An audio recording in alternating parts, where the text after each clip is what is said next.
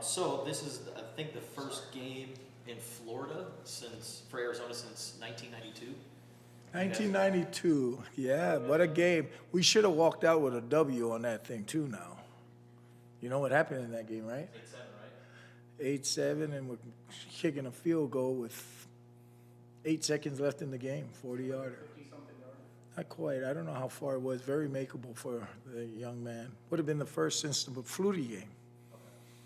But then it started the whole run, because we were, 1-1-1 at that time, and then that's when we beat Washington. When they were number one at the end of the season, we had a shot at beating two number one teams in the country that year. 1-1-1.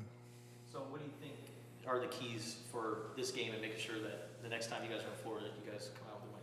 Well, I think the keys never change no matter where you're playing. Whether you're here or Florida or up north. I mean, I'm sure it's boring for you guys. You got to stop the run. You got to win the takeaway battle. You got to, when you have opportunities to make plays, you got to make them. We had 3 great chances in the third down, in the second quarter, right? Second half, I'm sorry. 2 fumbles, balls on the ground. There's an interception to be had. You just got to make those plays, whether you're here or whether you're in Florida. Michael, we were talking to Jack a little bit ago about how he came to be an Arizona Wildcat. He said that you had a connection with him, recruited him when he was in high school. Can you just tell us about that a little bit? Yeah, so when I was at Stanford, it's a little bit different there because you have to have the 2 AP classes, and so I just saw you always have to look at the grades before, and he was a good student. Then I looked at his tape. I thought he was a good football player, so I went to go see him in Georgia. We recruited Georgia quite heavy over there. It was our number 2 feeding state, next to California, and had a chance to sit down. He was already going to go to Tennessee. He grew up a Tennessee fan, and so he was already kind of locked in there, but, wished him luck like you always do, and so when he felt like maybe that wasn't the place, we were able to get connected again, and it all worked out for us. With the portal, there's great value in keeping those relationships or starting those relationships, right? Because you never know if someone's going to become available again. Correct. That's how, I had that again with Patrick Fields, who was a 2-time captain at the University of Oklahoma. When he finished, he got a hold of me when I was at Stanford and completed his last year, so he was on those national championship teams that they had. And so I think that's just the right way to do things. The greatest advice, I think, one of the greatest things Dick Tomey taught me when I was a 26-year-old going to take the first time to go out and recruit. I had my oldest son. He was 3 months old, and I just asked him, Coach, how do you do this recruiting thing? And he just said, just recruit everybody like you want them to recruit Kainoa, who was 3 months old. And I've held that my whole career. You just recruit them as if that's your son, and I think it all works out. Because you're not going to get everybody. These guys that create conflict at the end, I don't think that works. You wish them luck, and sometimes you get a call back in a couple of years. So Coach Brennan said Saturday that it's a race to maturity for the defense. Who have you seen step up with the injuries, and how would you assess the play of Jack? Jack is learning, like we said. The people that have been replaced were very high Q and a lot of experience, so you have to figure out exactly what we can do and what we can't, because it's still execution. So like all young players, he's learning, if this game isn't Atwater instant player, and we understand that it is a result-based game, or profession. But it is also, from a coaching standpoint, it's still about the process, about developing players. And so that's where we're at with some of the young men that had to come in and fill the shoes. When you're on offense, like when I'm on offense and there's a young player, you can dictate what run you're going to run or what pass pattern. You can focus on that. For when you're on the other side of the ball, it could start out 3-by-1. Shoot, all of a sudden they shift to unbalance. All of a sudden they motion back. So there's just a lot of things that you got to counteract when you're on the defensive side of the ball. So that's some of the things that you have to learn.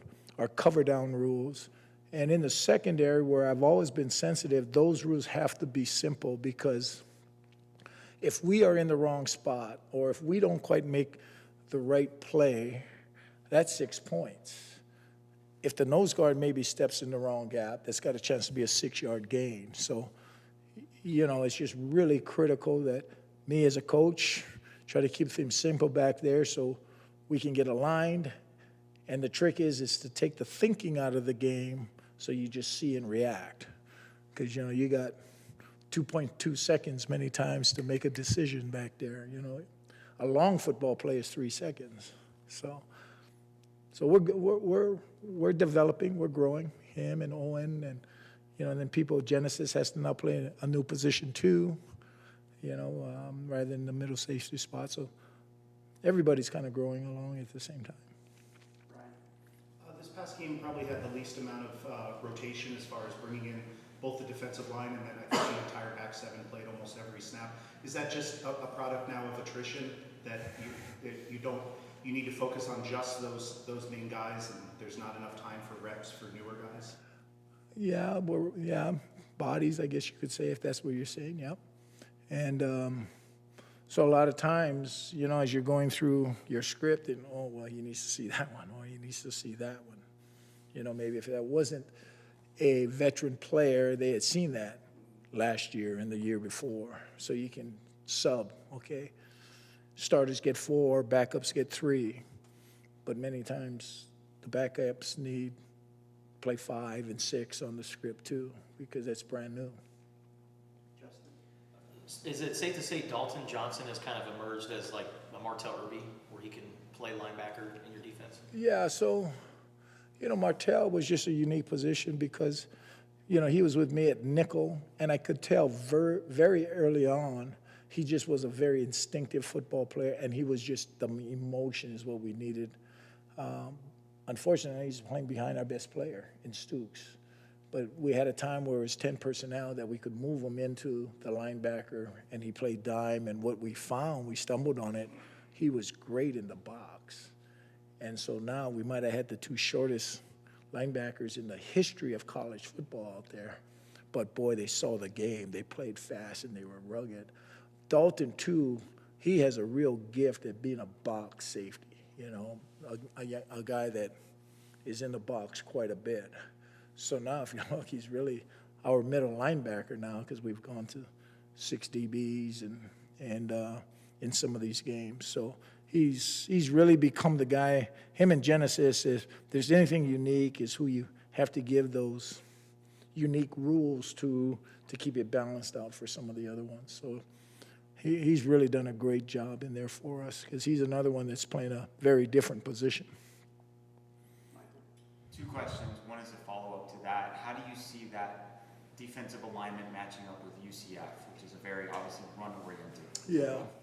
So, there's a lot of similarities. It's a different presentation, which meaning formations and some of those things, but there is some carryover within their run game. And, they're third leading rushing team in the country, which is very impressive. But there is some carryover, and then once again, you've heard me say it, we do have other directions we can go, but, we have to stay within the base. You can't reinvent the wheel every week.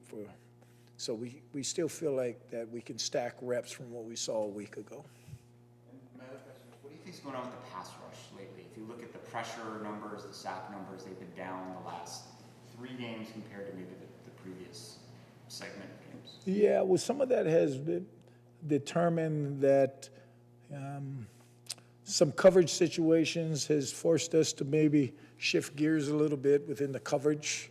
So there's probably a little more 3-man pass rush, yet, we really, as you've seen, getting people off the field through coverage now more than pressure. And there's just a few things that have dictated that move for us. Have you recruited the state of Florida, and what's the benefit of targeting that state? Well, there's really good players there. I have. In fact, after we had the close game with Miami in 92, 8-7, and then we shut them out 29-0 in the Fiesta Bowl, we decided that, let's get in there because of the nature of the players. And then while I was at Stanford, that was my area. So, I recruited by position. I've always recruited by position every place I've been. It gives me a chance to get to know the defensive backs. But there's just really good players down there, so that's the benefits. Distance can be an issue, and there's some really good football teams down there, but there's a lot of speed too. So much like Texas and Georgia, there's just a lot of good players that are in there that you can find a guy every now and then. I'm not sure how much you're on social media or what you've been seeing regarding Arizona fans and just their disappointment in this. What's your message maybe to people who are doubting Brent Brennan and the staff right now? Well, I guess I've been through this before. I don't know if people remember in 1987 when we first got here, took over for Larry Smith, who was 9-3, went to SC at that time. That was one of the marquee universities back there in the 70s, and we went 4-4-3. I think if you stayed patient, that thing turned around. By the time we were in 89 and 90, that was one of the best football teams. I went through the 1991 season. I don't know if anybody here in 1991? No? Okay, we were 4-7 in 1991. Okay, and that all worked out. 92 was when, because we were young, we were beaten up. A lot of the swarm now were freshmen, Brewski and all. That worked out for us. By 1994, we were a top 10 team. Shut out the University of Miami, and wasn't that close. Dick said, take the air out of the ball. So the fourth quarter, it was already 29-0. Miami crossed the 50-yard line one time. So I think patience, and as you know, 98, we ended up third in the country. We're a top 10 team. So I've been through this before. So I think if we just stay patient, give this staff a chance. We've been dealt some tough cards, and you can't use that, because that's the nature of the game. But this has been a unique year, much like it was 91. That's where we were in 91. Pat Hill did a fantastic job with the offensive linemen. There were at times when we did third down, we just put trash cans out there because there weren't enough offensive linemen. So you, as a coach, you just be creative. And that's our job, is to not worry about what we got, is just find solutions. The team has stayed together, I think, which is credit to Coach Brennan. We have great practices every week. Nothing has changed from when, expectations were really high. And I would just say, be patient and give this staff a chance. Has there been any concerns with the helmet, the player that coached the helmet communication? The Athletic is reporting the Big 12 has asked for that stuff to be turned back in this weekend because there's some sort of communication issue. Have you had any problems with that? We really don't use it. On the I think that's more for the offense. On the defensive side, who do you give it to? Do you give it to the Mike linebacker? Okay, well, it's hard to get that to the field corner and all of that. We have used it in a couple different ways, but it really hasn't changed how we managed calling a game or anything of that nature.